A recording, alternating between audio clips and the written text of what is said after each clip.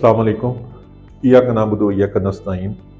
किसी भी मुल्क की सालमियत के लिए उसके 3 पिलर जो गिने जाते थे पहले, वो उसमें एक थी अदलिया, एक थी पार्लियामेंट और एक थी एग्जीक्यूटिव।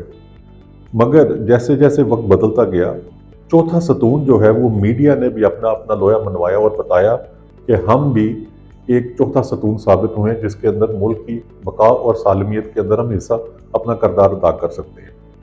मैं डिंगा के अंदर मैं आवाज़ डिंगा वालों को खराज तहसीन पेश करता हूँ। उन्होंने डिंगा के अंदर जो चौथा सतून मीडिया था उसकी नुमाइंदगी उन्होंने डिंगा में की।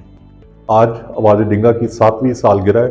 मैं आपको बहुत बहुत मुबारकबाद पेश करता हूँ अपनी तरफ से भी और अहलियाने डिंगा की तरफ से भी।